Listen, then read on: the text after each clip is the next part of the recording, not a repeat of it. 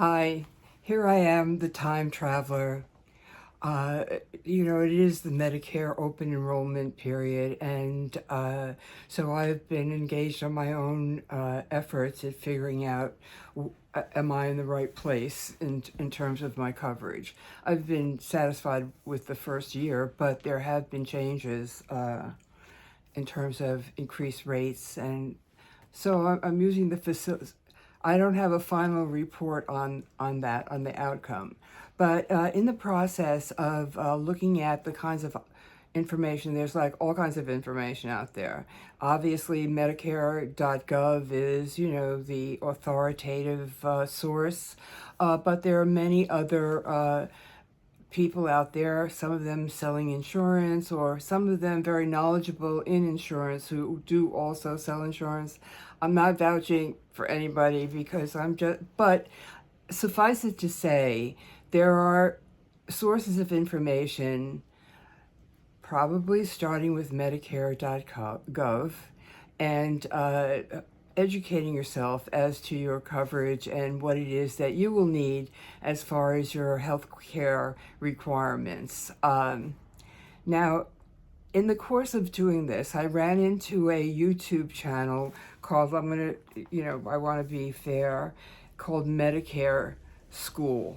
Now, listen, this is just part of my search. I'm not exactly vouching for anybody, but I'm saying I do want to confess that this information comes from this guy's presentation. I want to be fair, at least.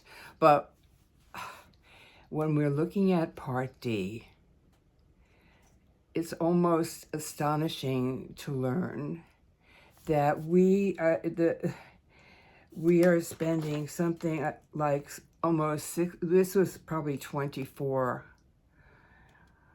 64 billion dollars on 17 high-end medications, okay, that are used to treat the various chronic conditions from which we used to, well, let's just say, our time was shortened, so to speak. Now, thanks to all advances of medicine, which I in every way appreciate and would avail myself of appropriately when necessary or if necessary, I know my effort is to avoid, the more extreme interventions in the hope of preventing the worst. But, there's no such a thing as bulletproof in this life. And you learn that as time goes by and the mileage piles up. But I think it's really important to think about this because in relationship to the huge number of people, like again, we 70 to 75 million baby boomers, so there's a huge number of people who are now falling into the chronic condition category as a result of age, because up until that time, either, you lived with it until the end came and it was over. I mean, it's not fun, or you didn't live with it. It didn't last that long. But now we have actually the blessing, in a sense, of this extra time.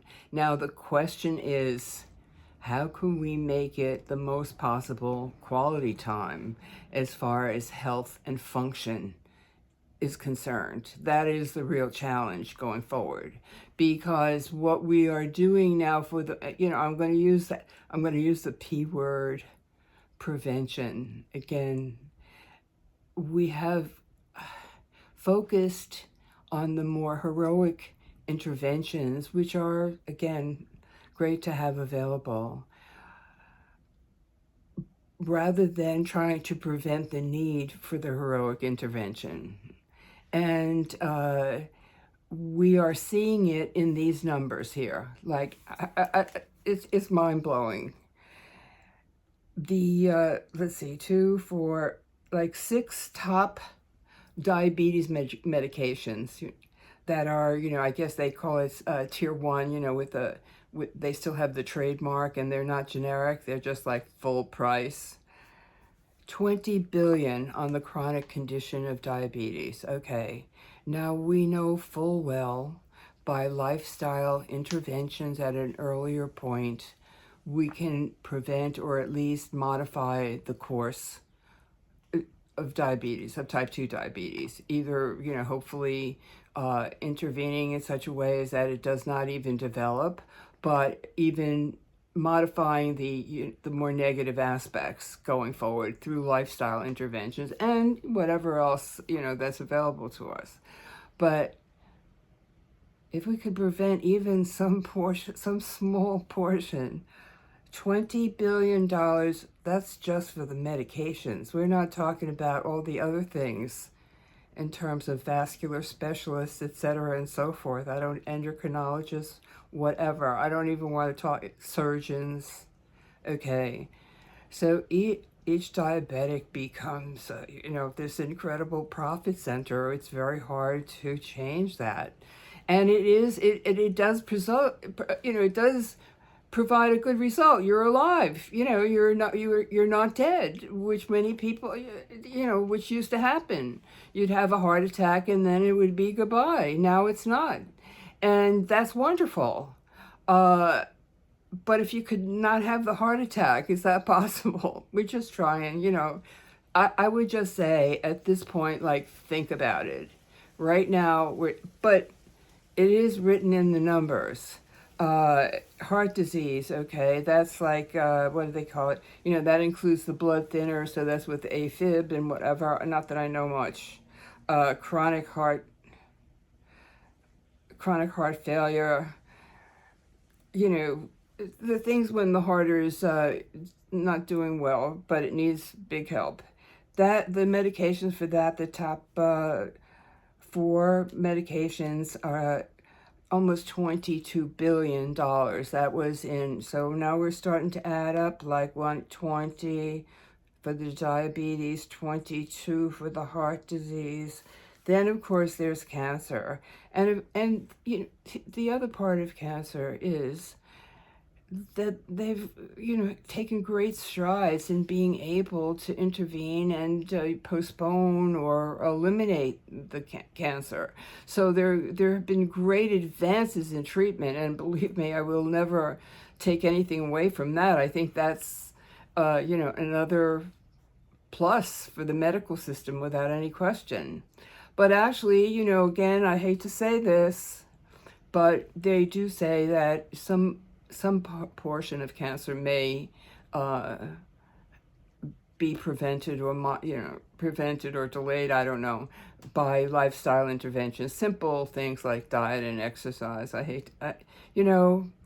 It's so boring to keep saying diet and exercise, so I won't say it right now, but I'll just put that in the back of your head. All right, so the cancer was 16.4 billion. And then, of course, we had the autoimmune things like psoriasis, arthritis, rheumatoid arthritis, that sort of thing. I guess, I don't know the age distribution, but this is Medicare. So, yeah, it is. It's with older people. So there we're talking 6 billion. So that's how... And there, he totaled it up as like 17 meds that were costing the Medicare Part D system $64 billion to treat conditions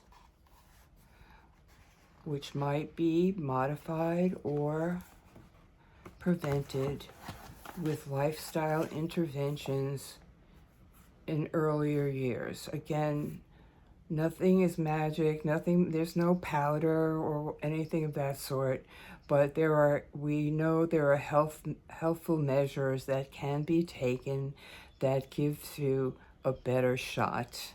Just saying. But everyone has their own decisions to make, because I have to say it, bottom line, aging is a job.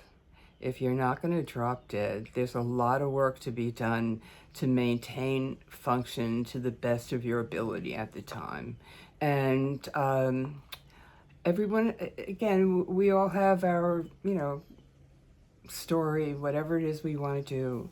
But it's just good to have the information that there are possible ways of helping ourselves. And maybe someday, just because of the sheer numbers and costs, the HMOs will be thinking differently about where they're putting their resources and, the whole healthcare system. In other words, instead of spending, again, I don't know the exact numbers, but they spend most of the money at the end game, okay? Now, if they put it in the middle game for prevention interventions, I don't know how that would skew the curve. I have no clue. But I think it's something to think about as we're looking at the numbers we're dealing with. Because I don't think any specialist has to worry about being out of a job. There's a large enough N, so if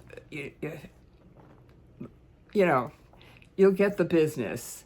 It's just where to put some emphasis on preventing as much as possible the high-end costs. But anyway, we keep trying, and I'm going to go look at my Medicare coverage again and look at those resources and see if I'm doing the right thing. But that Part D blew me away when I saw the kind of numbers we're spending on these medications for chronic conditions, which could be possibly, and at least in some, prevented or modified in negativity. So, all right, this is the Time Traveler. We keep on trying. Hope you get your best deal with your Medicare and have proper coverage. Bye now.